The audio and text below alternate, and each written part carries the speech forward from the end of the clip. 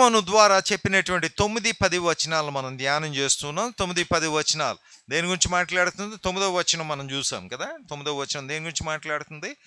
ఆయన సన్నిధికి తీసుకొని రావాల్సినటువంటి రాబడిని గురించి, దాని గురించి మాట్లాడుతుంది. ప్రథమ ఫలం గురించి మాట్లాడుతుంది. అసలు రాబడి అంటే ఏంటో, ప్రథమ ఫలం అంటే ఏంటో మనం చూసుకుంటూ వచ్చాం కదా.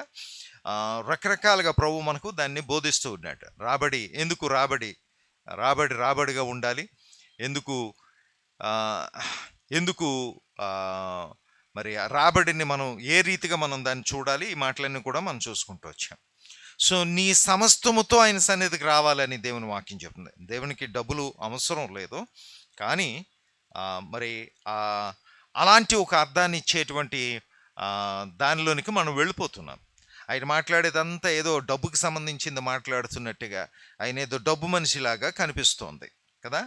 కాబట్టి అది కాదు దేవుని యొక్క ఉద్దేశము. చూడండి, అందుకనే మాటలు చెబుతూ ఉన్నప్పుడు ఏమంటాడు? నీ ఆస్తిలో భాగమును ఇచ్చి, చూడండి, నీ రాబడి అంతట్లో ప్రథమ ఫలమును కదా, నీ రాబడి అంతట్లో ప్రథమ ఫలం ఏమన్నాడు? రాబడి అంతట్లో ప్రథమ ఫలమును, నీ ఆస్తి అంతట్లో భాగమును ఏమంటాడు? సో డబ్బు డబ్బు డబ్బు దేవునికి డబ్బు ఇస్తేనే తప్ప ఆయన ఆయన ఆయన మనకి ఏమి చేయడా ఏంటి? అలాగే కనిపిస్తుంది. సో పాస్టర్ గారికి కూడా ఏదన్నా డబ్బు ఇస్తేనే తప్ప ఆయన ప్రార్థన చేయడా అన్నట్టుగా అయిపోతుంది. ఏమా చూడండి, మీరు చూడండి, పెళ్ళిళ్ళకి వాటికి వెళ్ళండి. పెళ్ళిళ్ళు చేస్తున్నప్పుడు పెళ్ళికి ఫీజు కావాలి. ఆ ఫీజు ఇవ్వకపోతే పెళ్లి చేయడం అనమాట. పెళ్లి చేయకపోతే ఇంట్లో ఉండిపోతాడు. అమ్మా చూడండి, మీరు ఎప్పుడైనా మీరు చూసారా? కాబూలీ వాళ్ళ ఎవరు వాళ్ళు వడ్డీ వాళ్ళు ఉంటారు, వడ్డీలకి ఇచ్చే వాళ్ళు ఉంటారు.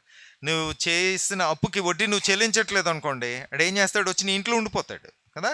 మీరు చూస్తూ ఉంటారు, రెడ్ల మధ్యలో ఇళ్ళ మధ్యలో జరుగుతూ ఉంటుంది. వచ్చేసేసి నీ ఇంట్లో ఉండిపోతాడు. ఉండిపోయి ఆడికి నువ్వే భోజనం పెట్టాలి. ఆడిని ఒకడిని ఇంట్లో పెట్టుకొని నువ్వు పోషించడం ఎంత కష్టం. ఈడు అంతే, కదలడు అక్కడి నుంచి కదా. నువ్వు ఇచ్చేదాకా, ఫీజు ఇచ్చేదాకా కదలడు. అది పెళ్లి ఫీజు కావచ్చు, లేకపోతే పుట్టినరోజు ఫంక్షన్ కావచ్చు, ఏదైనప్పటికీ ఆడికి కావాల్సింది ఆడికి ఇవ్వాలి, అంతే. అది ఇస్తే తప్ప. సో ఏం కనిపిస్తుంది? దేవుడు అలాగే కనిపిస్తున్నాడు, ఆయన సేవకుడు కూడా అలాగే కనిపిస్తున్నాడు. ఎలాగో నాకు ఇవ్వండి, ఏదైనా ఇవ్వండి, నాకు ఇస్తే తప్ప నేను పని చేయను, నాకు ఇస్తే తప్ప నేను నిన్ను దీవించను అనేవాళ్ళుగానే వీళ్ళు మిగిలిపోయారు. ఎందుకు అనంటే మనకి అలాంటి అభిప్రాయం కలుగజేస్తుంది బోధ అంతా. ఓకే, వాక్యాలు చూస్తున్న అలాగే కనిపిస్తుంది. కానీ ఆ వాక్యము లోపల, దాని వెనకాతల ఆయన భావం ఏంటి, అది కదా నువ్వు చూడాల్సింది. కాబట్టి ఆ భావంలోనికి వెళ్ళినప్పుడు ఆయన అడిగేది డబ్బు కాదని, ఆయన అడిగేది నీ ప్రవర్తనని, నీ యొక్క కమిట్మెంట్నని, నువ్వు దేవునితో నడిచే విధానాన్ని గురించి ఆయన మాట్లాడుతున్నాడని. నువ్వు దేవుని పోలినటువంటి వాడవుగా, దానవుగా రూపాంతరము చెంది దాన్ని తిరిగి మళ్ళీ ఆయనకు ప్రథమ ఫలంగా అప్పగించాలి అనేటువంటి మాటలు కూడా మనం చూడడానికి ప్రభు మనకు సహాయం చేశారు. ఓకే, సో ప్రియమైనటువంటి వారులారా, ఇప్పుడు ఈ రోజున దాన్ని కొనసాగించుకుంటూ వెళుతూ ఉన్నాం. సో ప్రభువుకి నువ్వు శ్రేష్టంగా అప్పగించుకోండి. నీ దశమ భాగం నీ జీవితంను ఒక దశమ భాగంగా అప్పగించడాన్ని గురించి చూసాం, ఒక ప్రథమ ఫలంగా అప్పగించడాన్ని చూసాం, ఒక శ్రేష్టమైన బలియాగంగా అప్పగించడాన్ని గురించి మనం చూస్తున్నాం. దేవునికి నీవు ఇవ్వడములో దేవునికి ఇవ్వడం అసలు అంటున్నప్పుడు ఏదో నువ్వు దేవునికి ఇస్తున్నావనే మాట కాదు. నాకు అలవాటుగా నేను ఆ మాట మాట్లాడుతున్నా. నువ్వు ఇవ్వడంలో ఆయనకు కాదు నువ్వు ఇచ్చేది, నీకు నువ్విచ్చుకుంటున్నావని, నీ తోటి వారికి దాన్ని ఇస్తున్నావు అనేటువంటి సంగతిని నేను జ్ఞాపకం చేసుకునండి, దాన్ని చూసుకోండి అనేటువంటి మాటను నేను మీకు జ్ఞాపకం చేశాను. ప్రియమైనటువంటి వారులారా, ఈ రోజున మనం చాలా విషయాలు, మరికొన్ని కొత్త విషయాలు నేర్చుకోవడానికి ప్రభు మనకు సహాయం చేస్తూ ఉన్నారు. చూడండి, అంటాడు 10వ వచనానికి వస్తే అంటాడు, అప్పుడు నీ కొట్లలో ధాన్యం. ఆ మాట చూడండి, నీ ఆస్తిలో భాగమునిచ్చి యెహోవాను గర్వపరచుము. అప్పుడు 10వ వచనం ఏమంటున్నాడు? నీ కొట్లలో ధాన్యము సమృద్ధిగా నుండును. సో నీ దేవునికి ఇచ్చినట్లయితే అప్పుడు నీ కొట్లలో ధాన్యం సమృద్ధిగా ఉంటుందట. ఏమి నాకు ఇక్కడ ఇది చదువుతుండే ఏమవుతుంది అర్థమవుతుందని అంటే, దేవుడు లంచం అడుగుతున్నాడు. ఆ లంచాన్ని నువ్వు సమర్పించుకుంటే ఆయన నీకు ఇవ్వాల్సింది ఇస్తాడు కదా. సో ఆ లంచం చిన్న లంచం, పెద్దదిగా. నువ్వు చిన్న లంచం నాకు ఇయ్యి, అప్పుడు నేను పెద్ద లంచం నేను నీకు ఇస్తాను. ఇద్దరు లంచగొండలే, దేవుడు లంచగొండే, ఆయనను పూజించేటువంటి వారు కూడా లంచగొండలే. నువ్వెందుకు దశం భాగం ఇస్తున్నావు? ఏమా, నీకు దశం భాగం ఎందుకు ఇస్తున్నావు? దేవుడికన్నా పెద్ద దొంగవు నువ్వు. ఈతగా ఇచ్చి తాటివే కొట్టేద్దాం అనేది నీ ఉద్దేశం. సో నువ్వు దశం భాగం ఇస్తే నీకేమొస్తుంది? పట్టజాలనంత విస్తారమైన ఆశీర్వాదాలు వస్తాయి. కాబట్టి నీకు నీకు నీకు 10 రూపాయలు ఇచ్చి 100 రూపాయలు కొట్టేద్దాం అనే దృష్టి నీకుంది. సో నీ దృష్టిలో లోపం ఉంది. మనకు అదే నేర్పిస్తూ ఉన్నారు. దశం భాగాలు ఎందుకు? దశం భాగాలు ఇవ్వండి, అప్పుడు మీకు దేవుడిచ్చేటువంటి ఆశీర్వాదాలు మీరు చూడండి. ఈ మాటలు మనం వింటూ ఉంటాం. ఓకే, సో వాస్తవం అది కాదు. ఏమంటున్నాడు చూడండి, నీ కొట్లలో ధాన్యము సమృద్ధిగా ఉండునట్లు. ఎందుకు ధాన్యము సమృద్ధిగా ఉండాలని అంటున్నాడు? నీ ఇంట్లో ఎవరైనా సమృద్ధిగా బ్రతకాలి, చక్కగా జీవించాల్సిన అనుకుంటారు. ఎవరు కూడా తక్కువగా ఉండాలని ఎవడో అనుకోడు కదా. ఎవరైనా అనుకుంటారా? నేను తక్కువగా ఉండాలని ఎవడు అనుకోడు. సమృద్ధి, నా ఇంట్లో సమృద్ధి ఉండాలి, అన్నీ ఎక్కువగా ఉండాలి, ఇంకా వీలైతే నేను ఎవరికైనా పెట్టేవాడిగా ఉండాలి, కానీ ఏమా అడుక్కునేవాడిగా ఉండకూడదు అని చూసుకుంటాం కదా. చాలామంది అలాగా మనసు నిజంగా అది చేస్తారో లేదో అది వేరు సంగతి, కానీ మనం ఏమనుకుంటాం అంటే నేను ఇంకొకటి పెట్టేవాడిగానే ఉండాలి. పెట్టడు, వీడు పెట్టడు, కానీ పెట్టేవాడిగా నేను ఉండాలి అని అంటాడు. సో ప్రియమైనటువంటి వాళ్ళ దేవుని వాక్యం మనకేం నేర్పిస్తుందో తెలుసా? పెట్టువారుగా మనం ఎలాగుండాలి అనే దాన్ని నేర్పిస్తుంది. ఇచ్చివారుగా, ఆయన ఇచ్చివాడు కాబట్టి మనం కూడా ఇచ్చివారంగా మనం ఉంటాం. ఆయన ధారాళంగా ఇస్తాడు, మనం కూడా ధారాళంగా ఇచ్చివారంగా ఉంటాం. ఎవరికి ధారాళంగా? పాస్టర్ గారికి కాదమ్మా, చర్చికి కాదు కదా. ఏమా, దేనికి? మనం ఒకరికొకరు ఇచ్చుకునేటువంటి వారంగా మనం ఉంటాం. సో దీని అంతటి యొక్క సారాంశం అదే. దీని కొరకే ఆయన దాని అంతటి బోధిస్తున్నాడు. దశం భాగం ఆయన దగ్గరికి ఎందుకు తేవాలి? లేకపోతే అర్పణలు ఆయన దగ్గరికి ఎందుకు తేవాలి? ఏ ఒక్క అర్పణ దేవుడు తీసుకున్నది కాదు. ఏ ఒక్క అర్పణ దేవుడు దాన్ని ఆరగించేసినటువంటి వాడు కాదు. ఒకవేళ నువ్వేమన్నా చేస్తే బలిపీఠం మీద పెట్టి దాన్ని కాలుస్తూ ఉంటుంటే అది కాలిపోయి ధూపంగా వెళ్ళిపోవాలి తప్ప ఆయన దాన్ని తీసుకున్నట్టుగా మనకు కనిపించదు. ఆయన దానికి ఒక మాట అంటాడంతే, ఆ ధూపాన్ని నేను ఆగ్రాణిస్తాను అంటాడంతే, అంతకుమించి ఇంకేం చేస్తాడు? నిజం చెప్తున్నాను, ఆ ధూపాన్ని ఆగ్రహించేటువంటి వాడు ఒక్కడు ఉండడు. ఎవడైనా దేన్నైనా కాలిపోతున్న దాన్ని వాసన అబ్బా బాగుంది అంటాడా? దేవుడు తప్ప. ఆలోచించండి. ఆయనకి ఏదైనా కాలుతుంటే కాలిన దాన్ని ఆగ్రాణించడం ఆయనకు గొప్ప, లేతే ఆయనకి ఏమన్నా చాలా ప్లెజెంట్గా ఉంటుందా? ఏదైనా కాలిన దాని వాసన చూడడం చాలా అసహ్యకరంగా ఉంటుంది. అది మనకి ఇష్టమైంది కాదు. ఏమో మీకు ఏమైనా అర్థమవుతుందా లేదో? అర్థమవుతుందమ్మా నేను చెప్పేది?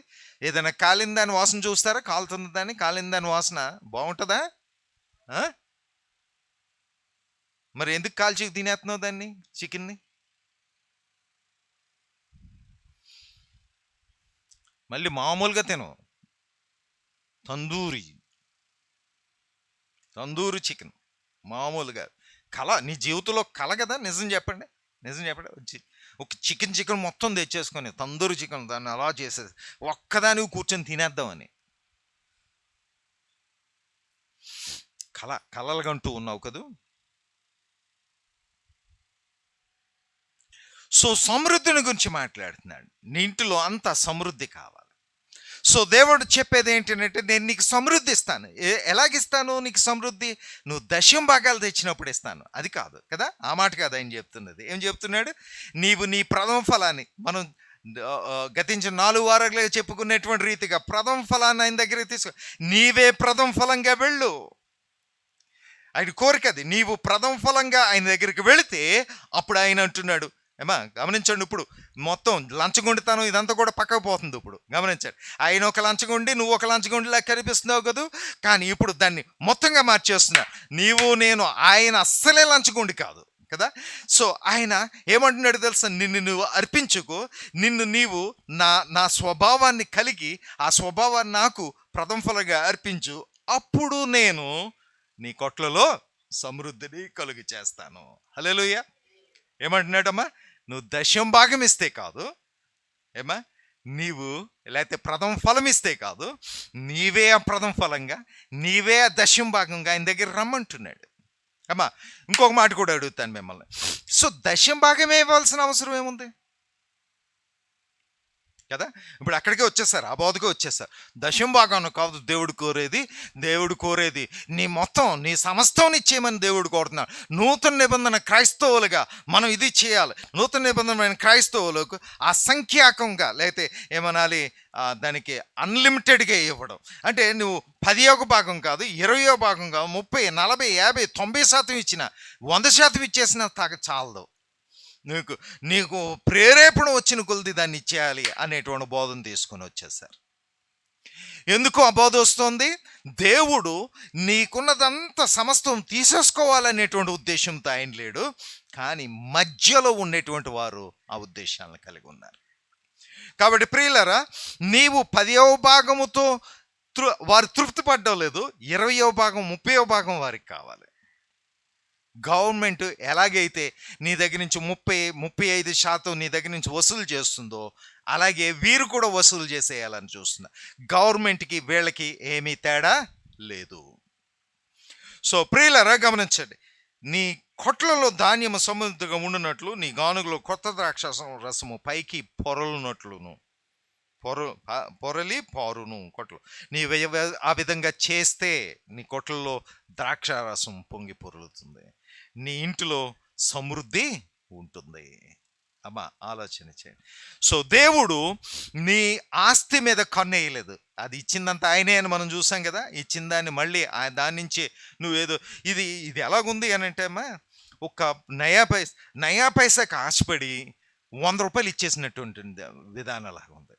ఓకే, 10 పైసలు లేకపోతే ఏమనాలి, రూపాయికి ఆశపడి 100 రూపాయలు కోల్పోయినటువంటి దానిలాగా ఉంది.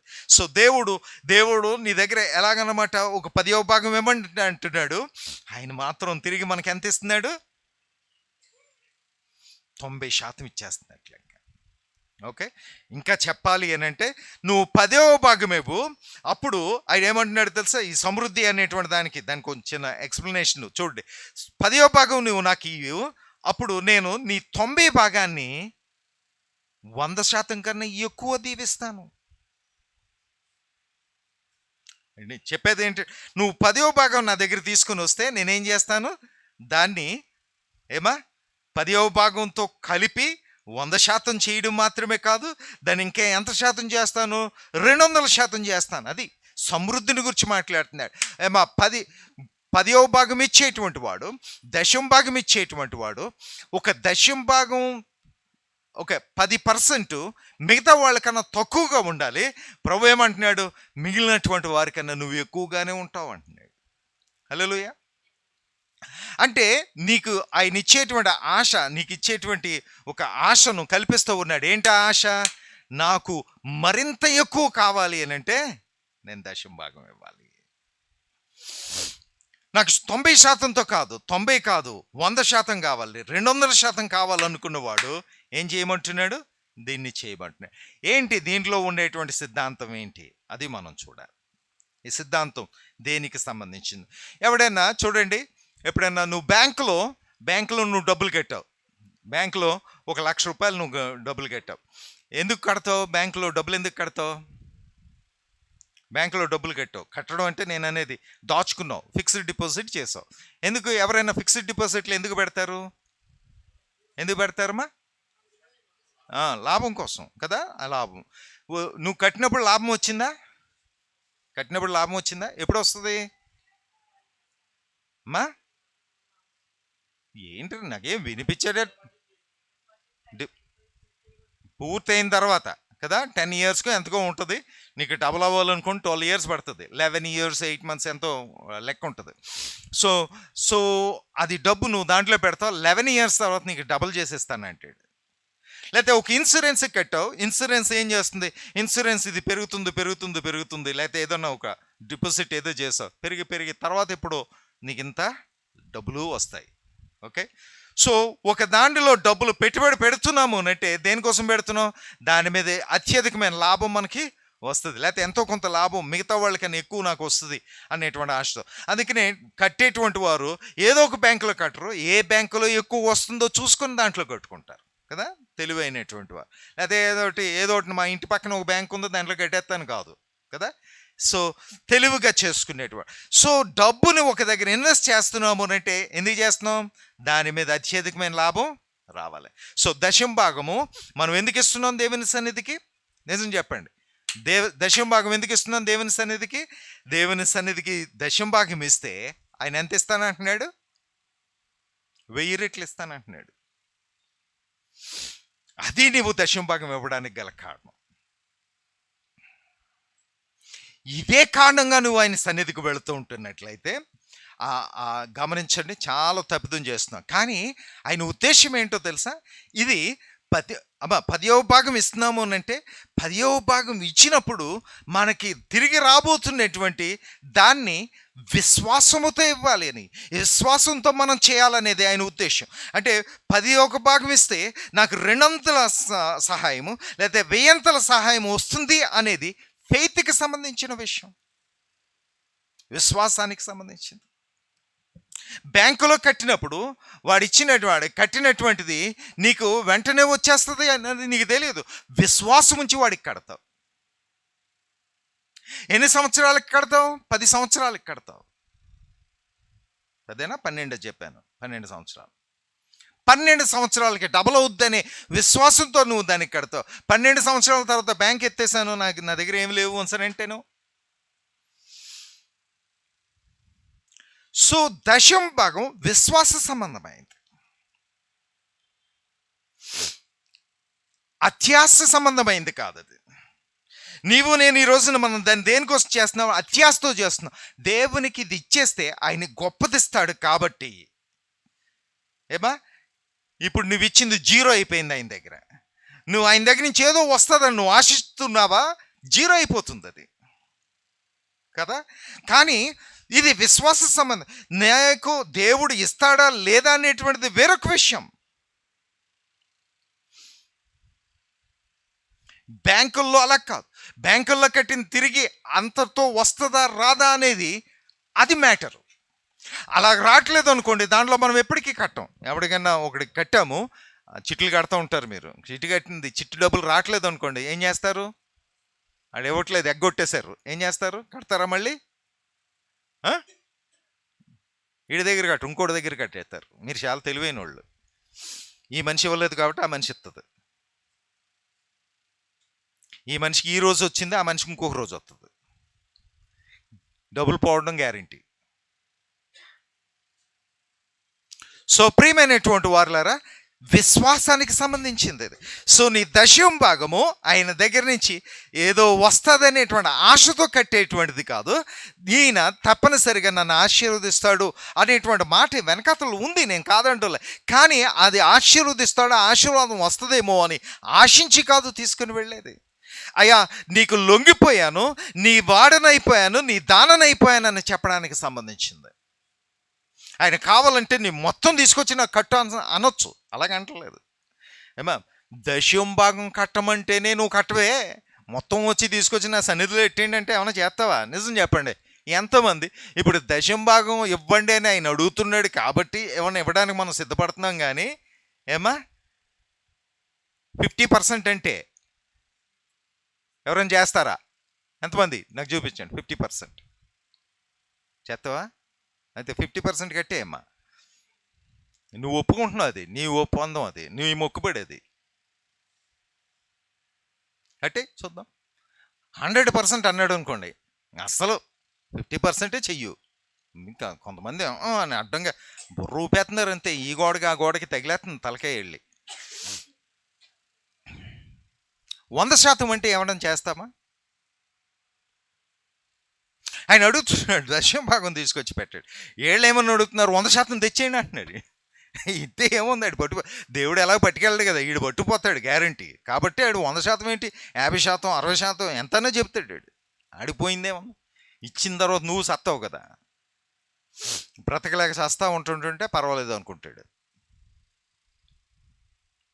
సో ప్రియమైనటువంటి వారులారా, ఈ రోజున మనం కొన్ని విషయాలు మనం నేర్చుకోవాలి. సో దేవుని సన్నిధికి విశ్వాసం, సో ఆయన ఇచ్చేటువంటి ఆశీర్వాదం ఎలాగుంటాయి ఏంటి నీకు తెలియదు. అది వచ్చే వరకు 12 సంవత్సరాల బ్యాంకులో ఆగగలిగి నీవు దేవుని దగ్గర 12 సంవత్సరాలు ఎందుకు ఆగలేవు? ఆ విశ్వాసంతోనే వెళుతున్నాడు అబ్రహాము. నాకు ప్రభువు నాకేదో ఇస్తానన్నాడు, ఎప్పుడు ఇస్తాడు ఏంటో నాకు అనవసరం.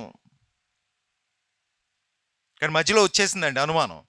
ప్రభువా నువ్వేదో ఆశీర్వాదం ఇస్తానన్నావు, నాకు 100 సంవత్సరాలు వచ్చేసినాయి, ఇంకా నాకేమి ఇస్తావులే, నేను నా దగ్గర ఉండేటువంటి ఎలియాజరే నా సంతానం అనుకోనా? ఆగలేవు నువ్వు. సో దేవుడు ఆయన ఇస్తాననేటువంటి దాన్ని ఇవ్వడానికి సర్వసిద్ధం, కానీ ఎప్పుడు ఇస్తాడు అనేటువంటిది నువ్వు ఎక్స్పెక్ట్ చేయడానికి లేదు. నువ్వు ఒక్కొక్కసారి ప్రభువా నువ్వు ఇస్తానన్నావు అని జ్ఞాపకం చేసావు అనుకో, నువ్వు జ్ఞాపకం చేసావు కాబట్టి నేను ఇప్పుడు ఇవ్వను, ఇంకో సంవత్సరం తర్వాత ఇస్తాను. మళ్ళీ ఆ సంవత్సరం తర్వాత కూడా వెళ్ళి ప్రభువా సంవత్సరం తర్వాత ఏమో అనుకుని వచ్చాను ప్రభువా ఇస్తావా ఈ సంవత్సరం, అయితే ఇంకో సంవత్సరం ఆగు. నీ ఆత్రం ఉంది చూసా, నీ ఆత్రాన్ని పట్టుకోలేని ఆ తత్వము అది దేవునికి ఇష్టమైంది కాదు, ఆయనకే కాదు మనుషులు ఎవరికి ఇష్టమైంది కాదు. నేను నీకు 1,00,000 రూపాయలు ఇస్తాను అని చెప్పానమ్మా, నువ్వు వచ్చి రోజు వచ్చి 1,00,000 రూపాయలు ఇస్తానన్నారు, 1,00,000 రూపాయలు ఇస్తానన్నారు అంటుంటుంటే ఎలా ఉంటుంది అంటారు? నాకు కాదు మీకే, మీరే ఇస్తానన్నారు, మీ దగ్గరికి వచ్చి నేను అడుగుతున్నాను, అమ్మ 1,00,000 రూపాయలు ఇస్తానన్నావు అని చెప్పి అడుగుతున్నాను. నాకు ఎవరైనా ప్రామిస్ చేస్తారు అనుకోండి 1,00,000 రూపాయలు ఇస్తానని, వాళ్ళకి కనిపించింది. నేను మళ్ళీ వాళ్ళకి కనిపిస్తే మళ్ళీ వాళ్ళకి జ్ఞాపకం చేసిన వాళ్ళం అవుతాం. కనిపించను.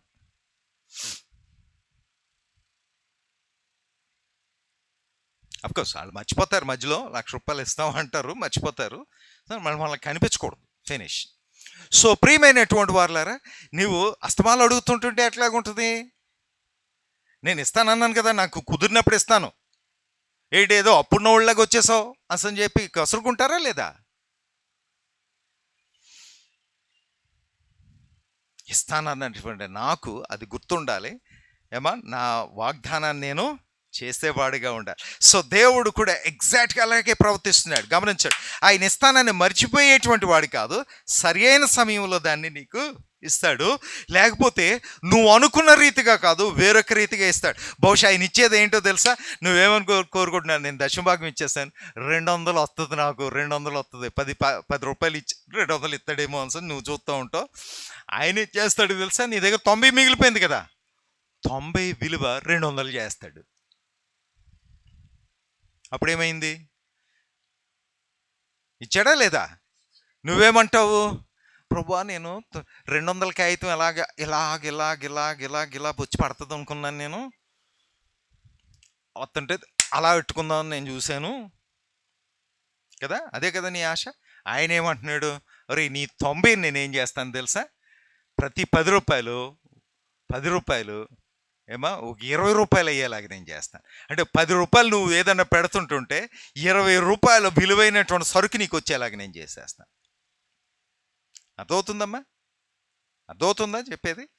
సో ప్రియమైనటువంటి వాళ్ళ, నీవు ఖర్చుల్లోనికి వెళ్ళకోకుండా ఖర్చులు తగ్గిపోవడం మాత్రమే కాదు, ఇంకా బాగా తగ్గిపోయి ఇంకా తిరిగి పైన రాబడి వచ్చేలాగా నేను దాన్ని చేస్తాను అని ఆయన అంటేనో. సపోజ్ చెప్తున్నాను, మెడికల్ షాప్కి వెళ్ళి మందులు కొనుక్కోవాలి, 100 రూపాయలు అయ్యేది, నీకు 50 రూపాయలకు వచ్చేసేటువంటి ఒక మార్గాన్ని దేవుడు తెరిచాడు అనుకోండి, ఆయన చేస్తున్నటువంటి ఆశీర్వాదం నీకు ఏమైనా కనిపిస్తుందా? నీకు ఇలాగొద్దు ప్రభు, నాకు అలాగొద్దు, పైనుంచి రెపరెపలాడుకుంటూ వచ్చేయాలి. కడక్ నోటు, మామూలు నోటు కూడా కాదు. కడక్ నోటు అంటే తెలుసు కదా, పెళ్ళపెళ్ళలాడుతున్న నోటు వచ్చేయాలి. చెప్తుంటే అలా పట్టుకోవాలి. ఎందుకంటే ఆశీర్వాదము నువ్వు అనుకున్న రీతిలోనే రావాలని నువ్వు చూస్తూ ఉన్నావు. సో ఇది ఫెయిత్కి సంబంధించింది. దేవునికి ఇచ్చేస్తాము, నువ్వే ఎక్స్పెక్టేషన్ నువ్వు లేనటువంటి రీతిగా నీకున్నటువంటి ఇబ్బందుల్లో నుంచి, నీకున్నటువంటి కష్టంలో నుంచి విశ్వాసంతో నువ్వు విత్తుతూ ఉన్నావు, అది నీకు తిరిగి రావాలని ఆశపడుతూ ఉన్నావు. ఆ ఆశ ఏది లేదు, అలాంటి ఎక్స్పెక్టేషన్ ఏమీ లేదు. ప్రభువుకి ఇవ్వాలి, ప్రభు ఇమ్మన్నాడు, ఆయనకి ఇచ్చేయడం అంతే, ఫినిష్. ఆ తర్వాత ఆయన ఎప్పుడు ఇవ్వాలి అనేది, నా కుమారుడికి నేను ఇవ్వకపోవడం, నా కుమార్తెకి నేను ఇవ్వకపోవడం, అది నా ఫెయిల్యూర్, లేకపోతే నా విశ్వాసానికి, నా మీద ప్రజలకున్న విశ్వాస్యతకు గొడ్డలు పెట్టి లాంటిది. కాబట్టి నేను ఈ విధంగా నేను చేయడానికి వీలేదు. ఏదో సమయంలో నేను వారికి ఏదో ఒక రీతిగా దాన్ని నేను ఇవ్వాలి అనేది ఆయన పెడుతున్నాడు. సో కాబట్టి ఏమంటున్నాడు, దశం భాగం ఇవ్వండి, లేకపోతే ప్రథమ ఫలాన్ని ఇవ్వండి. ఇక్కడ ప్రథమ ఫలం కానీ మనకి వర్తించే దశం భాగం ఇక్కడ, దాని గురించి నేను మాట్లాడుతూ ఉన్నాను. అప్పుడు నీ కొట్లలో ధాన్యము సమృద్ధిగా నుండును, నీ గానుగుల్లో కొత్త ద్రాక్షారసము పైకి పొరలి పారును. 2 మాటలు ఇక్కడ కనిపిస్తున్నాయి. 1 ఆహారము, 2 పానీయము. ఏమంటున్నాడు తెలుసా, నీ ఇంటిలో తినడానికి ఆహారము సమృద్ధి ఉంటుంది, తాగడానికి పానీయము సమృద్ధిగా ఉంటుంది. ఏమంటున్నాడు తెలుసా, నీ ఇంట్లో ఆహారము అంటే, నేను జస్ట్ స్పిరిచువలైజ్ చేసి చెప్తున్నాను, ఆహారము ద్రాక్షారసం. నీ ఇంట్లో రొట్టె ఉంటుంది, నీ ఇంట్లో ద్రాక్షారసం ఉంటుంది. నా శరీరం ఉంటుంది, నా రక్తము నీ ఇంట్లో ఉంటుంది. నేను నా అంతటా నేనగా నీ జీవితంలో జీవిస్తున్నా. నీ జీవితంలో క్యారెక్టర్గా జీవించడం మాత్రమే కాదు, నేనే స్వయంగా నీతో కలిసి జీవించినంత పరిస్థితి. నీ ఇంటిలోనే నీతో నివాసం ఉంటాను, మీతో పాటు ఉంటాను, మీలో ఉంటాను, మీతో పాటు ఉంటాను. ఈ వాగ్దానం కూడా కనిపిస్తోంది. ప్రేమైనటువంటి వారులారా, ఆలోచన చేయండి. మరొక వాక్యాన్ని కూడా మనం చూద్దాము. దీనికి సంబంధించిన ఎలాంటి దగ్గర దీనికి సంబంధించినటువంటి విషయాన్ని మనం చూద్దాం. రండి, మలాకి గ్రంథము 3వ అధ్యాయము 10వ వచనానికి రండి. 3:10. మలాకి 3:10 కాదు, 3 బహుశా 6 నుంచి చూడాలేమో. మలాకి 3:6 నుంచి చూద్దామా, లేకపోతే పైనుంచి చూద్దామా? మలాకి గ్రంథము 3వ అధ్యాయము, బహుశా పైనుంచి ఒకసారి చదివేద్దాము. అంత సమయం ఉందో లేదో కానీ చదువుకుంటూ వెళ్ళిపోదాం. ఏమంటున్నాడు, నాకు ముందుగా మార్గం సిద్ధపడి నేను నా దూతను పంపుచున్నాను. మీరు వెతుకుచున్న ప్రభువు అనగా మీరు కోరు నిబంధన దూత ఆ ఆలయమునకు హఠాత్తుగా వచ్చును. ఇదిగో ఆయన వచ్చుచున్నాడని సైన్యములకు అధిపతి యెహోవా సెలవిచ్చుచున్నాడు. మళ్ళీ ఒకసారి పైనుంచి చూడండి. ఇదిగో నాకు ముందుగా మార్గము సిద్ధపరచగా నేను నా దూతను పంపుచున్నాను. అయితే ఇది యోహాను గురించి మాట్లాడుతుందని మనకు తెలుసు. మీరు వెతుకుచున్న ప్రభు అనగా మీరు కోరు నిబంధన దూత, నేను నా దూతను పంపుచున్నాను అన్నప్పుడు, నా దూత ఈ దూత యేసు ప్రభువా లేకపోతే యోహాన మనం సరిగ్గా అర్థం చేసుకోవడం కూడా కష్టమే. కానీ 2వ దాంట్లో మాత్రం నిబంధన దూత, మీరు కోరు నిబంధన దూత. యేసు ప్రభు ఎందుకు వచ్చాడు? నిబంధన స్థిరపరచాడు. నిబంధన దూతగా. దూత అంటే ఎవరో రాత్రి చూసాం. దూత అంటే రెక్కలు కట్టుకొని ఆకాశం ఎగిలేటువంటి వాళ్ళు కాదు. ఓకే, దూత అంటే దాన్ని తీసుకొని వచ్చేటువంటి వారు.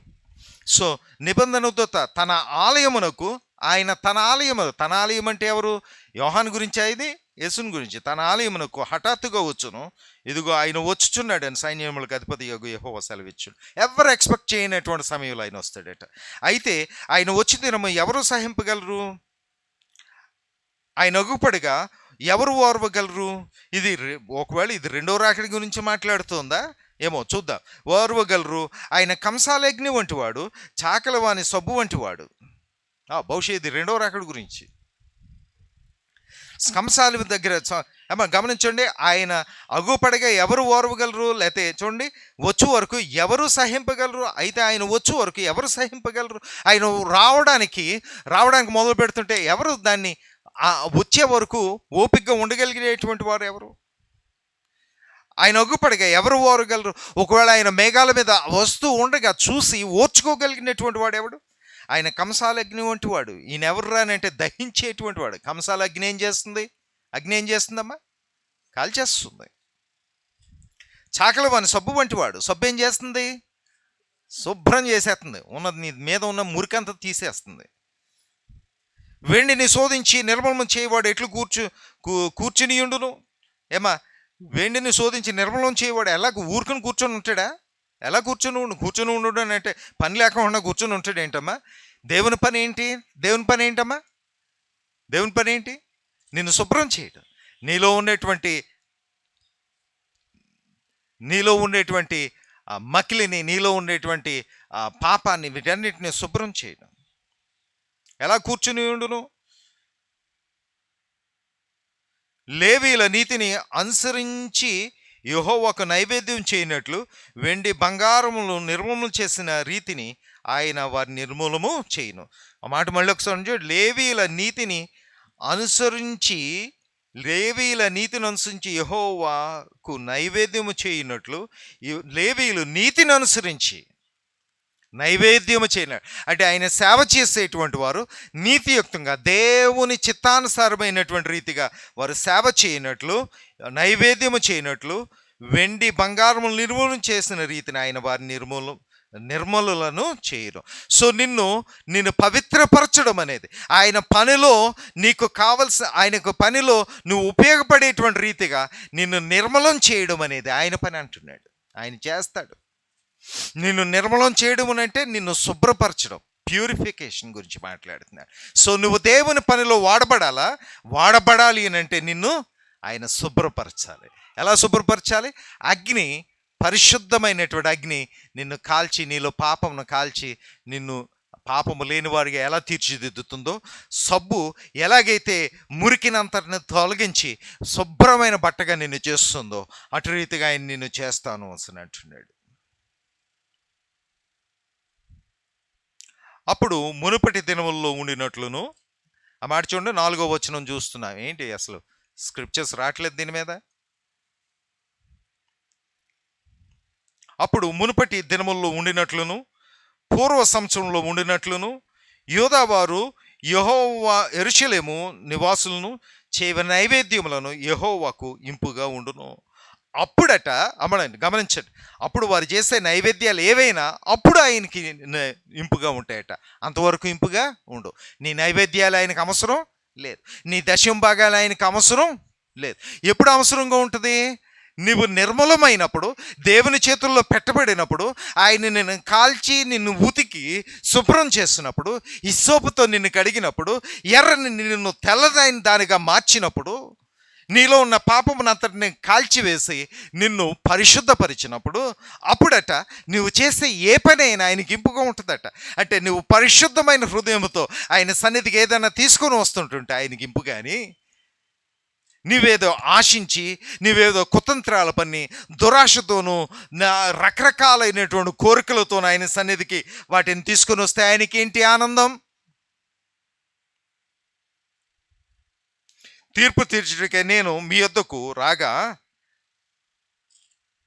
చిల్లంగి వాండ్ర మీదను, వ్యభిచారుల మీదను, అప్రమాణికుల మీదను నాకు భయపడక వారి కూలి విషయంలో కూలి వారిని, విధవరాండ్రను, తండ్రి లేని వారిని పెట్టు పరదేశులకు అన్యాయము చేయి వారి మీదను దృఢముగా సాక్ష్యము పలుకుడని సైన్యములకు అధిపతి యెహోవా సెలవిచ్చుచున్నాడు. ఏమంటున్నాడు చూడండి, 5వ వచనం కొంచెం తీవ్రంగా కనిపిస్తుంది. నేను తీర్పు తీర్చుటకే నేను మీ యొద్దకు రాగా. నువ్వేం చేస్తున్నావు? చిల్లంగడి వాండ్ర దగ్గరకు పోతున్నావు, వ్యభిచారుల దగ్గరకు పోతున్నావు, ప్రమాణికుల మీదకు నువ్వు వెళ్ళిపోతున్నావు. ఏంటి, ఏమైంది? నాకు భయపడక, చూడండి, వారి మీదను, అప్రమాణికుల మీదను నాకు భయపడక కూలి విషయముల్లో కూలి వారిని, విధవరాండ్రను, తండ్రి లేని వారిని బాధపెట్టి అంటే ఇతరులకు బాధాకరంగా, మాటలు అర్థమవుతున్నాయి కదా, మళ్ళీ అవన్నీ రిపీట్ ఎందుకు? కూలికి ఇవ్వకుండా వదిలే, తండ్రి లేనటువంటి వారిని చూడకపోవడం, విధవరాండ్రను బాధ పెడుతూ ఉండడం, వారి దగ్గర నుంచి అన్యాయంగా లాక్కుపోవడం, పరదేశులకు అన్యాయము చేయి వారి మీదను, ఎవడన్నా తెలియనట్టుంటోడు వచ్చాడా ఆడి దగ్గర లాగేసుకోవడం, దృఢముగా సాక్ష్యం పలుకుదునని వారి మీద మీరు చేస్తున్నటువంటి అన్యాయాలన్నిటికీ వ్యతిరేకంగా నేను మాట్లాడతానని సరే ఆయన చెబుతున్నాడు. సో నువ్విచ్చేది ఎలాంటి హృదయంతో ఇవ్వాలి? నిర్మలమైన హృదయం. ఏ నిర్మలమైన హృదయం? దేవుడిని నిర్మలపరిచాడు చూడండి, అగ్నిలో కాల్చి నిర్మలపరిచాడు చూడండి, ఆ నిర్మలమైన హృదయంతో ఇవ్వాలట. యెహోవాన నేను మార్పు లేని వాడను గనుక యాకోబు సంతతి అయిన మీరు లయము కాలేదు. నేను నేను మార్పు లేనివాడిని. దేవుడు అంటున్నాడు, నేను మార్పు లేని దేవుడిని కాబట్టి ఓ పాపము చేయవారులారా మీ మీద నేను కనికరమే చూపిస్తున్నాను అసలు చెబుతున్నాడు. మీరు లయము కాలేదు. 7వ వచనం చూడండి, ఇక్కడికి వచ్చేస్తున్నాం మనం.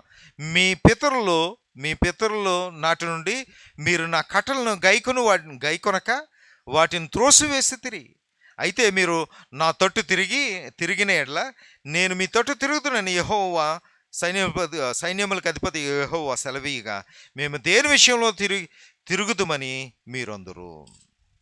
ఈయనేమన్నాడంట, మీరు నాకు చేయవలసినవి చేయకోకుండా నాకు వ్యతిరేకంగా మీరు తిరిగారు అని అంటే వీళ్ళు ఏమని అడుగుతున్నారంట. అమ్మ గమనించండి ఆ మాటలు, అన్ని మాటలు.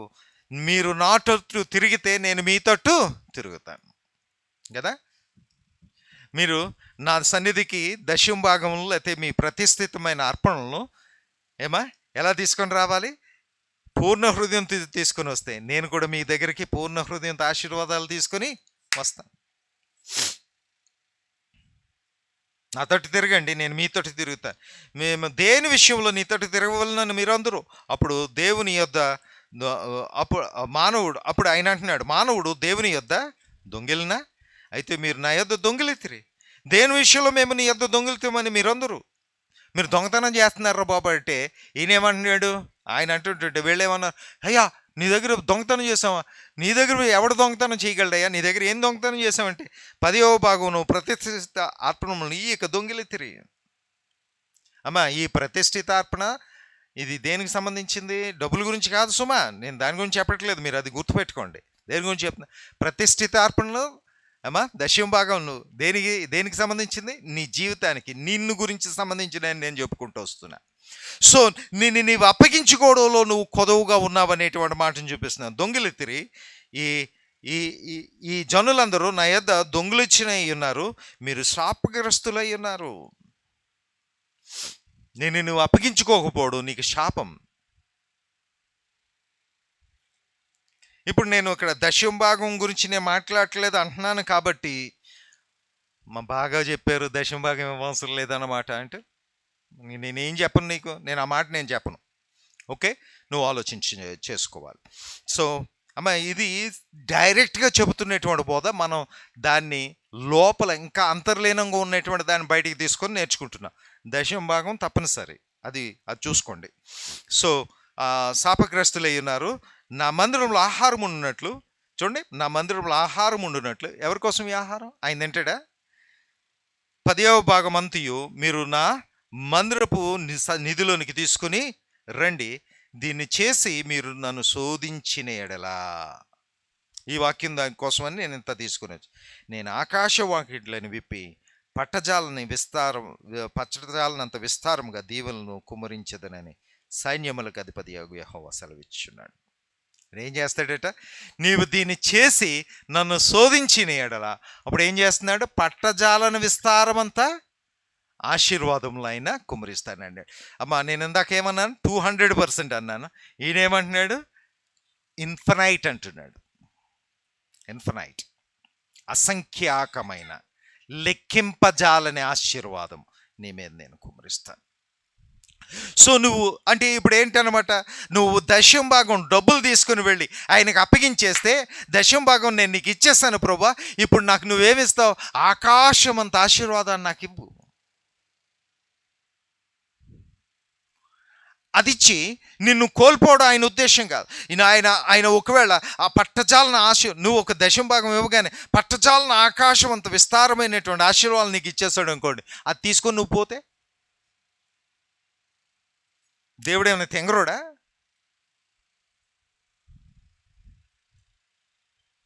కాబట్టి ఆయన నీకు పట్టజాలన విస్తారమైన ఆశీర్వాదము నీ దగ్గర నుంచి దశమ భాగం తీసుకొని కాదు ఆయన ఇచ్చేది, నీ హృదయాన్ని తీసుకొని, నీ హృదయములో ఆయనకు ఇచ్చినటువంటి స్థానాన్ని తీసుకుని, నీలో నిర్మించుకున్న క్రీస్తుని తీసుకుని తిరిగి మళ్ళీ ఆయన నీకు ఇచ్చేదేంటో తెలుసా? అదే క్రీస్తుని పరిపూర్ణంగా నీకు ఇస్తున్నాడు. దశమ భాగం ఇచ్చావు, ఆయన నీకు ఎంత ఇస్తున్నాడు? మళ్ళీ తీసుకొని 100% క్రీస్తుని తిరిగి నీకు ఇస్తున్నాడు. హల్లెలూయా. క్రీస్తు స్వభావాన్ని ఇస్తున్నాడు.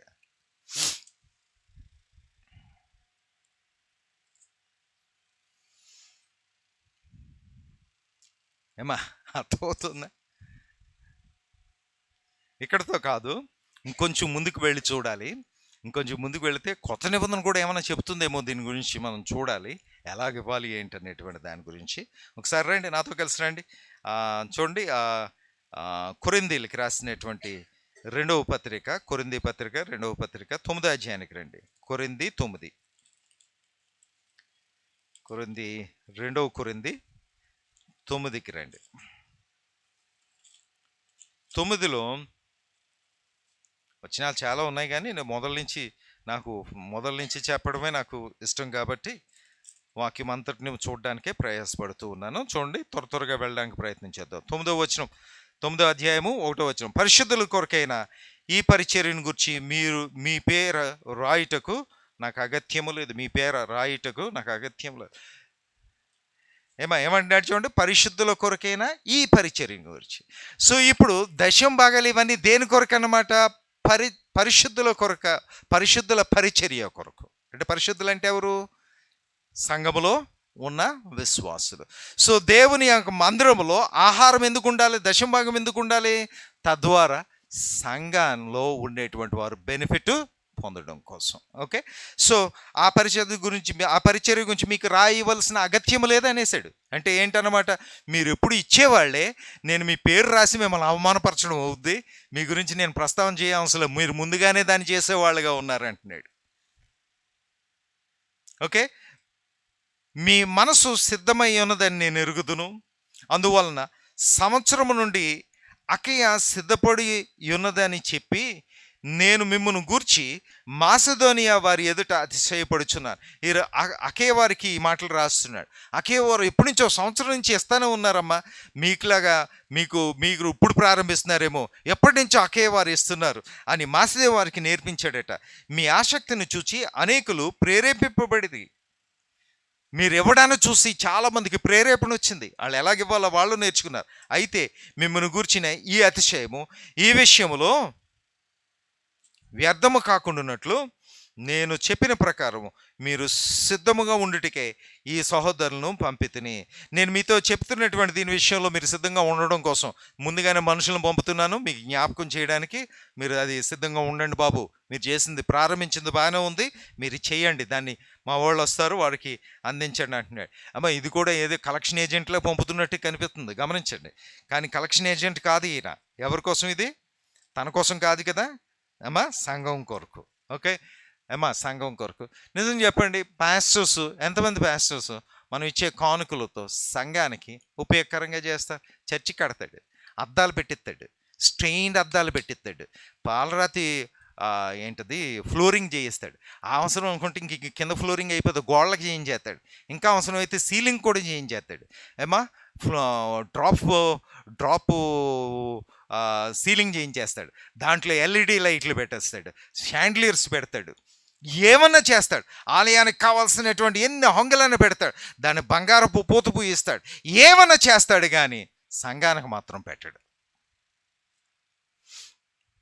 ఆడనే వేసుకుంటాడు కానీ, గొప్ప అన్ని వాడనే వేసుకుంటాడు కానీ సంఘానికి మాత్రం వాడు చేయడు. సో ఆ పరిస్థితి నుంచి మనం చూసుకుంటూ ఉన్నాం. ప్రియులారా గమనించండి, ఏమంటున్నాడు చూడండి, మీరు అది చేయండి అన్నాడు. 5వ వచనమా అయిపోయిందా? ఎక్కడ ఆపానమ్మా? 4వ వచనంలో ఉన్నాం. ఏమంటున్నాడు? మీరు సిద్ధపడి, ఒకవేళ మాసిదోనియా వారు నాతో కూడా వచ్చి మీరు సిద్ధంగా ఉండకపోవటం చూచిన ఎట్లా ఈ నమ్మిక కలిగినందుకు మేము సిగ్గుపడదుము, మీరును సిగ్గుపడదురని ఇక చెప్పనేలా.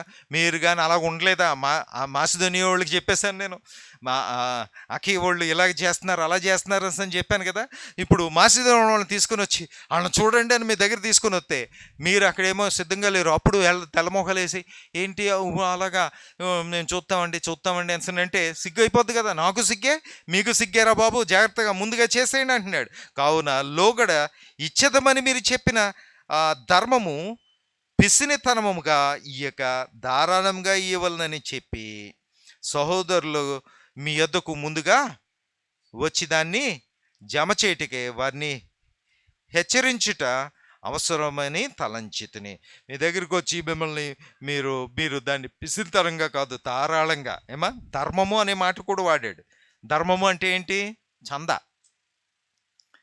అమ్మా ఈ దశం భాగాలు కాదు ఇవి, గమనించండి. విశ్వాసులంగా మనకి ఒకరి ఏళ్ళలో ఒకరికి ఉండేటువంటి ధర్మం. దశమ భాగాలు అవన్నీ పక్కకు పోయినాయి. సో సో ఒకరి కోసం ఒకరు చేసుకునే సహాయం విషయంలో నీకు సమృద్ధి ఉందమ్మా. అమ్మ గమనించండి, ఒకసారి చూడండి. నీకు సమృద్ధి ఉంటే నువ్వేం చేస్తావు చెప్పు? సమృద్ధి ఉంది, సమృద్ధి ఉంటే ఏం చేస్తావు? అమ్మా సమృద్ధి ఉంది, నువ్వేం చేస్తావు? మామూలు పళ్ళెల్లో తినవు, స్టీల్ పళ్ళెం పోద్ది, దాని ప్లేస్లోకి ఏం వచ్చేద్ది అమ్మా? నీ మనసులో ఉంది, అందుకని అది వచ్చింది వెండి పళ్ళెం. ఏమ్మా మనం అలాగా మనం అవి కొనలేం కదా, అందుకని వెండి ఉగ్గులు అవి పెడతాం. ఎవరికైనా చిన్న చిన్న పిల్లవాడికి వెండి ఇది స్పూన్లు ఇవన్నీ పెడతాం. ఎవరో బాబు ఎత్తుకుపోతావా దీట్రా? బఫింగ్ ప్లేటా? బఫింగ్ ప్లేట్లు ఏంటమ్మా? ఓహో ఆ రొంగు ఉన్నదా? బఫేకి పెడతారు చూడండి. బఫింగ్ అంటే ఏదో అనుకున్నాను నేను. ఓకే, బఫే ప్లేట్ ఉంటుంది కదా, బఫే ప్లేటు దాంట్లో ఏమా స్టీల్ రంగులో ఒకటి, గోల్డ్ రంగులో ఒకటి ఉంటుంది, దాంట్లో తింటున్నాం. వాటిలో తినలేక పేపర్ ప్లేట్ మళ్ళీ అదిని. కానీ వాస్తవం నీ ఉద్దేశం ఏంటి? వెండి ప్లేట్ కావాలి, వెండి కంచం. ఏమా ఇంకోటి ఏంటది, అది కొంచెం గిన్నెలో తినేవారు ఇంతకుముందు, దానికన్నా విలువైంది వెండి. ఇంకా డబ్బులు ఎక్కువైపోయినాయి అనుకో, బంగారం ప్లేట్ కొనుక్కుంటావు. బంగారపు టాయిలెట్లు తయారు చేయించుకున్నారు కదా కొంతమంది, ఏమా బంగారపు టాయిలెట్లు అలాగా. దాంట్లో అంటే దీనికి కూడా బంగారం కావాలి వాడికి, అంత సమృద్ధి అయిపోయింది. అంతేగాని ఇంకొకటి పెట్టడు. సో దేవుని ఉద్దేశం ఏంటన్నమాట, నీకు సమృద్ధి ఎందుకు దేవుడు ఇస్తున్నాడు అని అంటే, ఈ సమృద్ధిలో నువ్వేం చేయాలని, మనం ఒకరికొకరము సహాయకరంగా ఉండాలి. సమృద్ధిలో సహాయకరంగా ఉండడం అంటే నీకున్నదంతా దోచిపెట్టేయమని కాదు కదా, నీకున్నదంతా దోచిపెట్టమని కాదు, దాంట్లో కొంత చేస్తాం. అందరికీ చేయలేం కదా, ఒకడికి కొంత చేస్తాం, ఇంకొకటికి కొంత చేస్తాం, ఇంకొకటికి కొంత చేస్తాం. అలాగ అందరం ఒకరికొకరు సహాయకరంగా మనం ఉండడం. మనలో పేదలు ఎందుకు ఉంటారు చెప్పండి అమ్మా? అప్పుడు ఏమా డెఫినెట్గా మీలో కొంతమంది ఇప్పుడు మానేయడం మొదలు పెడతారు చర్చికి రావడం. ఎందుకంటే ఇంతకుముందు ఎప్పుడో ఇది బోధించేవాడు, బోధిస్తుంటే కొంతమంది వెళ్ళిపోయారు.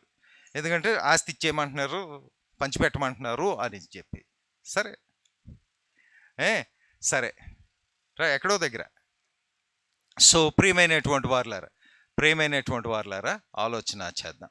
సో నీవు ఇచ్చేటువంటి దశం భాగము ఎలాంటిదిగా ఉండాలి?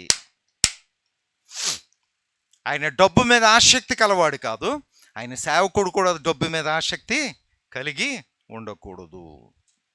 ఒకవేళ అవి వచ్చినప్పుడు దాన్ని తిరిగి ఏం చేయాలి? సంఘం మీద వెచ్చించగలిగేవాడిగా వాడు ఉండకపోయినట్లయితే ఆ సంఘమే కాదు. సో ప్రియమైనటువంటి వారులారా, అక్కడ మనం చూస్తున్నాం. ఎన్నో వచ్చిన దగ్గర వచ్చి ఆగేమమ్మా? 5 అయిపోయింది. అమ్మా 5 ఇంక మొదలెట్టాలి. కావున లోగడ ఇచ్చేదమని మీరు చెప్పిన ధర్మము పిసింతరంగా ఇవ్వకండి, ధారాళంగా ఇవ్వండి అన్నాడు. మీరు మీ దగ్గర పంపించాను అన్నాడు. 6 కొంచెముగా విత్తువాడు కొంచెముగా పంట కోయును. ఏమనేసాడు చూడండి, ఒక మాట అన్నాడు, మీరు ఇవ్వండి రా బాబు అన్నాడు. ఇవ్వండి అని చెప్పి ఏమన్నాడు తెలుసా? నువ్వు కొంచెం పిసింతనంగా ఇచ్చావు అనుకో, నీకు పిసింతనంగానే వస్తుంది. ఏమా ఇంకా తర్వాత సమృద్ధిగా విత్తువాడు సమృద్ధిగా పంటను కోయును అని ఈ విషయమై చెప్పవచ్చును అన్నాడు. సో నువ్వు ఎక్కువ ఇచ్చావా, ఎక్కువ నువ్వు ధర్మం చేస్తున్నావా, ఎక్కువ పరిశుద్ధుల కొరకు నువ్వు సమర్పిస్తున్నావా, నీకు ఎక్కువ ఆశీర్వాదం వస్తుంది. ఎందుకని అమ్మ గమనించండి, ఎవరికైనా ఎవడన్నా హాస్పిటల్లో ఉన్నాడు, వాడికి ఏదో సహాయం చేయాల్సి వచ్చింది, చేస్తాము. చేసి మనం సహాయం చేసేసి ఏమని చూస్తాం, నేను సహాయం చేశాను కాబట్టి దేవుడు నాకు ఏదో సమృద్ధి చేస్తాడని నువ్వు ఎత్తుక్కుంటున్నావు అనుకోండి, నీకు శక్తే రాదు. అది అమ్మా నువ్వు చేయవలసింది చేసేసి ఊరుకొని ఉండాలి కదా. ఊరుకొని ఉంటే విశ్రాంతి తీసుకోవాలి. విశ్రాంతి తీసుకుంటే ఆయన ఎప్పుడు దాన్ని చేయాలో అప్పుడు దాన్ని చేయడానికి ఆయన సిద్ధపడతాడు కదా. అదే కదా విశ్వాసం. 12 సంవత్సరాలు చేస్తాడేమో చూద్దాం. 12 సంవత్సరాలు కాదు, 100 సంవత్సరాలు చేస్తాడు. ఒక అతను సాక్షి విన్నాను. ఒక అతను సాక్ష్యం, రాజ్ కుమార్ రామచంద్రన్ అని, మరి ఇప్పుడు ఎక్కడున్నాడో ఆయన. సరే ఆర్జెడ్ఐఎంలోనూ తర్వాత హగే ఇన్స్టిట్యూట్లో దాంట్లో పనిచేసేవాడు. సో అతను ఒక సాక్ష్యం చెప్పాడు. వాళ్ళ ఆవిడికి పిచ్చి వచ్చేసింది, అంటే మానసికమైనటువంటి ప్రాబ్లం వచ్చింది. అప్పుడే ప్రభువులో కొత్తగా బ్రామలో అప్పుడే ప్రభువు కొత్తగా ఇతనికి నేను తర్జుమా కూడా చేశాను. చాలా కష్టం, అంటే బైబిల్ అంతా కష్టం ఆయనకి. కంటతం కష్టం కాదు, బైబిల్ అంతా కంటతం. రిఫరెన్స్ చెప్తాడు, వాక్యం అంతా మెమరీలను చదివేస్తాడు. మనం ఇది తెలుసుకునే లోపల అది అయిపోద్ది. ఇప్పుడు ఏం చదవాలో నీకు తెలియదు, అంత కష్టంగా ఉంటుంది.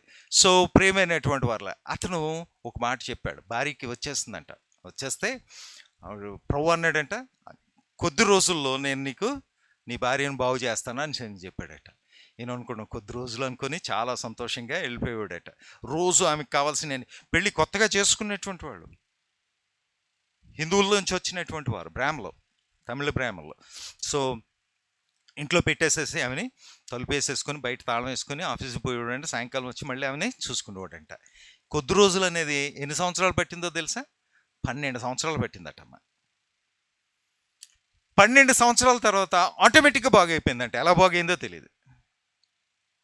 మళ్ళీ ఇప్పుడు ఆమె తనలాగా మానసికంగా ఇబ్బంది పడేటువంటి వారికి కౌన్సిలింగ్ చేసేటువంటి ఆమెగా మారిపోయింది. ప్రభువు తన సమయంలో దాన్ని చేస్తాడు. నువ్వు అనవసరంగా కెలక్కో ఆయన్ని. ఏదో ఎక్స్పెక్ట్ చేసి అయింది. ఎక్స్పెక్ట్ చేయడమే కెలకడం అంటే ఏలేటి కెలకడం కాదు, నువ్వు ఎక్స్పెక్ట్ చేయడమే కెలకడం అంటే. సో ప్రియమైనటువంటి వారులారా, ఆయన సమయంలో దాన్ని చేయనివ్వండి. ఎక్కడమ్మా 6వ వచనం అయిపోయిందా? సణుగు కొనక చూడండి, 7వ వచనం, సణుగు కొనకియు బలవంతముగా కాకియు ప్రతివాడును తన హృదయంలో నిశ్చయించుకున్న ప్రకారము ఇవ్వలను. దేవుడు ఉత్సాహంగా ఇచ్చి వారిని ప్రేమించును. నువ్వు ఇచ్చేటువంటి వాడు ఎలాగ ఇవ్వాలంటున్నాడు? ఈ సిద్ధాంతాన్ని ఆధారం చేసుకొని మనం బోధిస్తున్నాం. వాక్యాలు నేను చూపించట్లేదు, కానీ ఇదే సిద్ధాంతం. ఇచ్చేవాడు ఎలాగివ్వాలి? ఉత్సాహంగా సంతోషంగా దాన్ని ఇవ్వాలి.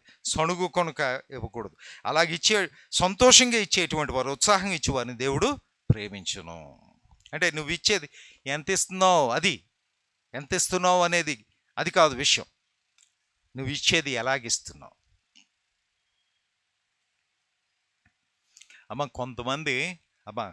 కొంతమంది లక్షల్లో దశంభాగం ఇస్తుంటుంటే, మరి కొంతమంది వందల్లో రూపాయల్లో దశంభాగం ఇస్తారు.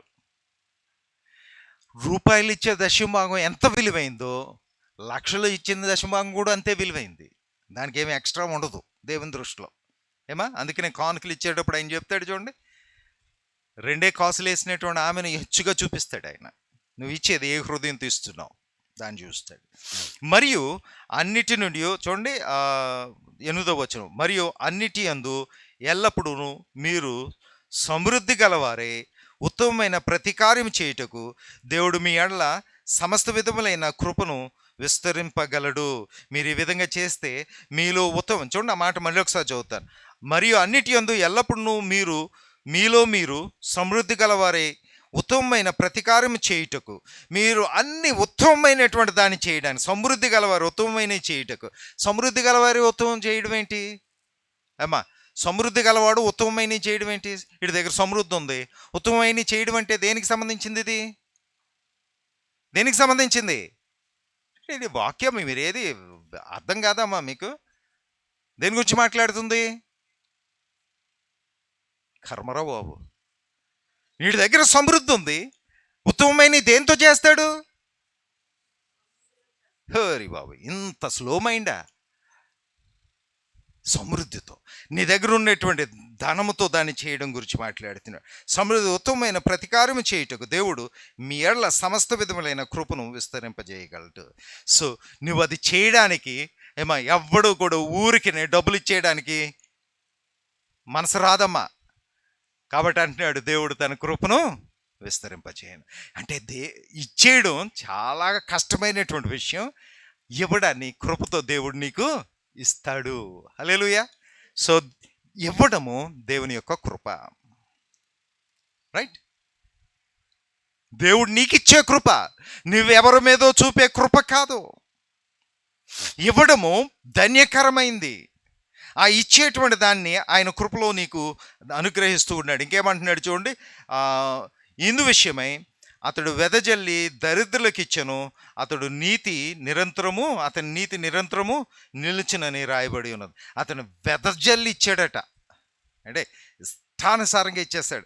అతని నీతి నిరంతరము నిలిచినని వాక్యములో చెప్పబడుతుంది. విత్తువానికి విత్తనము తినుటకు ఆహారమును దయచేయు దేవుడు, విత్తువానికి విత్తనమును తినుటకు ఆహారమును దయచేయు దేవుడు మీకు విత్తనము దయచేసి విస్తరింపజేసి మీరు ప్రతి విషయములో పూర్ణ ఔదార్య భాగ్యములు గలవారగునట్లు మీ నీతి ఫలములు అభివృద్ధి పొందించును. సో నీతి ఫలం వృద్ధి పొందించును. ఈ వాక్యం మళ్ళీ చదువుకోలేము, చాలా విషయాలు ఉన్నాయి దీంట్లో. మళ్ళీ ఏమంటున్నాడు చూడు, విత్తువానికి విత్తనాన్ని ఇస్తాడు, తినువానికి ఆహారం ఇచ్చేది ఆయనే. దయచేసి దేవుడు మీకు విత్తనము దయచేసి విస్తరింపజేసి, మీకు విత్తనం ఇవ్వడమే కాదు విస్తరింపజేసి. అమ్మా గమనించండి, విత్తనాలు ఏమన్నా అంటున్నాడు చూడండి. విత్తనాలు విత్తుతావు, ఎన్ని విత్తనాలు విత్తుతావమ్మా? ఒక విత్తనానికి పండే పంట ఎంతో తెలుసా? ఒక్కొక్క విత్తనం ఒకటి 30 దంతులు, ఒకటి 60 దంతులు, ఒకటి 100 అంతలు ఫలిస్తుంది అంటాడు. అంటే నువ్వు ఇచ్చేది ఒక విత్తనం అయితే ఫలించేది, ఆ ఫలం నీకు వస్తుందా లేకపోతే ఇతరులకు వెళుతుందా తర్వాత చూసుకుందాం. ప్రియులారా గమనించాడు, నీకు ఇదంతా చేసి విస్తరింపజేసి మీరు ప్రతి విషయంలో పూర్ణ ఔదార్య భాగ్యములు గలవారగునట్లు. చూడండి ఆ మాట చూడండి, పూర్ణ ఔదార్య భాగ్యములు గలవారగునట్లు.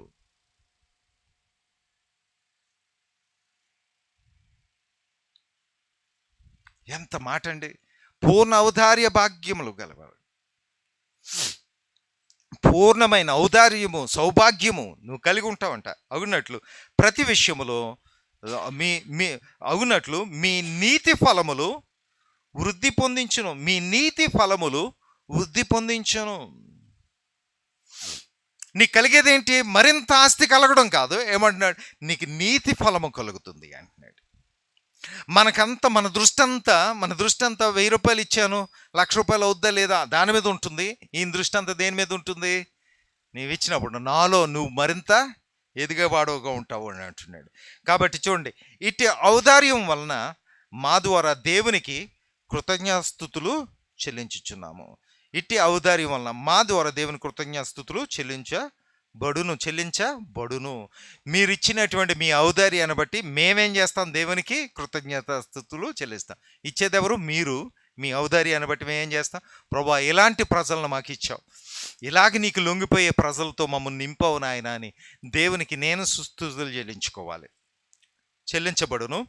ఏలి అనగా ఈ సేవను గూర్చిన పరిచర్య పరిశుద్ధుల అక్కర్లకు సహాయము కలుగజేయుటకు మాత్రమే కాకుండా, ఇది పరిశుద్ధులకు ఇవ్వడానికి మాత్రమే కాకుండా అనేకులు దేవునికి చెల్లించు కృతజ్ఞాస్తుతుల మూలముగా విస్తరించుచున్నది. ఒకసారి ఆ మాటలు చూడండి. మళ్ళీ ఒకసారి మనకి వచనాలు ఇవన్నీ డిస్ప్లేలు మీరు పెట్టట్లేదు, నేను ఏం చేయాలో నాకు ఏం అర్థం కావట్లేదు. ఏలైనగా ఈ సేవను గూర్చిన పరిచర్య పరిశుద్ధుల అక్కర కొరకు సహాయం చేయుటకు మాత్రమే కాకుండా, వాళ్ళకి సహాయానికి కాదు. ఆ రెండవ భాగం చూడండి, అనేకులు దేవునికి, అంటే మీరు సహాయం చేయడం వలన రావడం మాత్రమే కాదు, అనేకులు దేవునికి చెల్లించు కృతజ్ఞతాస్తుతుల మూలముగా విస్తరించుచున్నది. అనేకులు దేవునికి ప్రభువాని కృతజ్ఞతలు చెల్లిస్తున్నారు చూడండి, దాని వలన మీరు ఔదార్యం కలిగి మీరు ఇస్తున్నారు అంటున్నాడు. వావ్! ఏమంటున్నాడు? మేము మీ కొరకు కృతజ్ఞతాస్తుతులు దేవునికి చెల్లిస్తున్నాం, అనేకులు దేవునికి కృతజ్ఞతాస్తుతులు చెల్లిస్తున్నారు.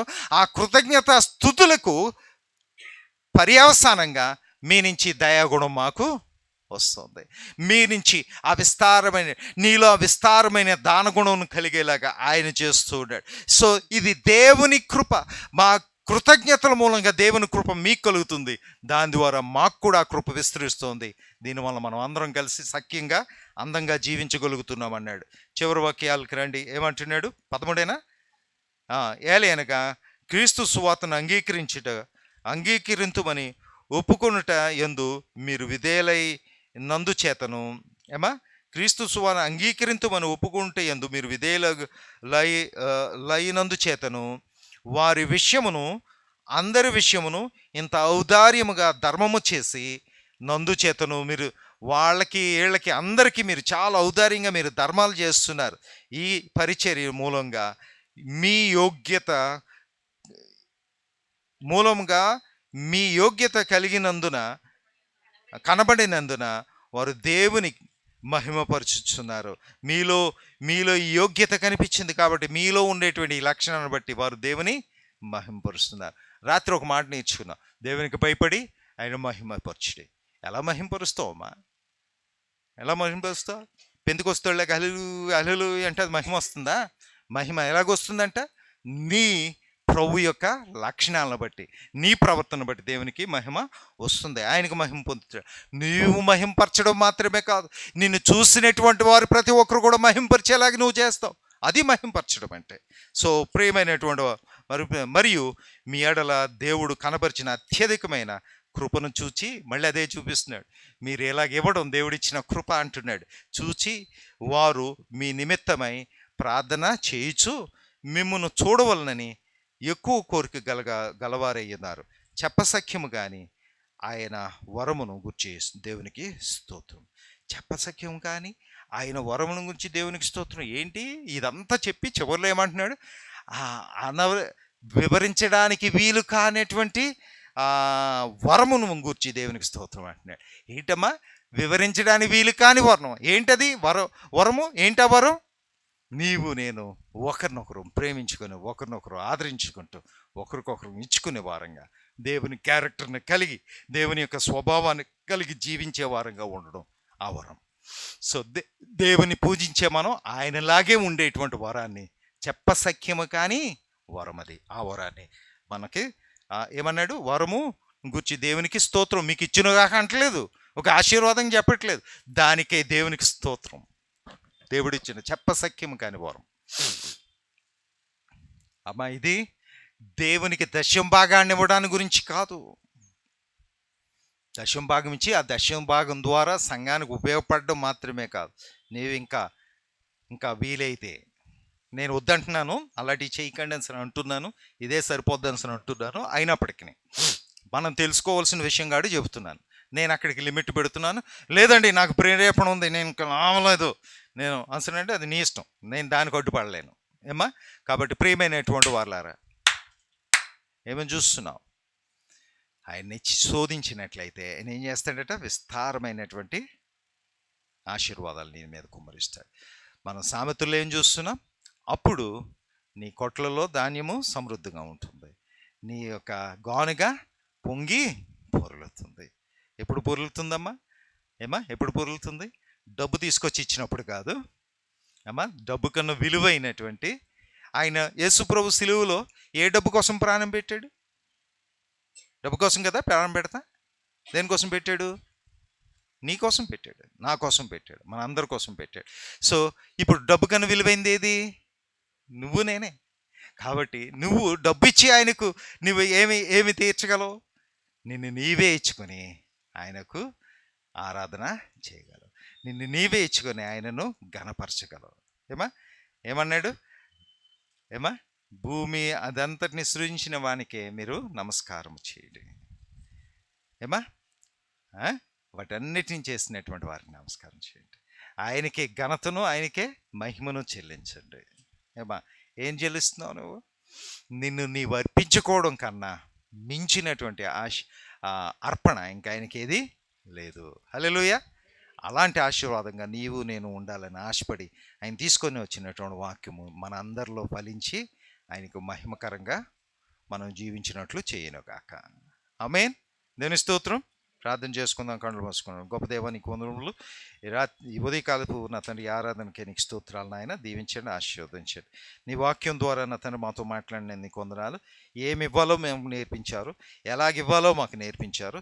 సమస్త విధములైనటువంటి చీకటి శక్తులను యేసునామములో గద్దిస్తున్నా నాయన తండ్రి ప్రభా. ఇతర రీతిలుగా ఆలోచన చేసేటువంటి విధానం నుంచి మమ్మల్ని తప్పించిన తండ్రి మీరే మహిమను గంతరం ప్రభావాలు పొందుకోనమని ప్రార్థన ఆలకించినందుకే నీకు వందనాలు, స్తోత్రాలు చెల్లించుకుంటూ ఏ శక్తి గల శ్రేష్ఠ నామములో ప్రార్థన సమర్పించి వేడుకొంచున్నాము తండ్రి.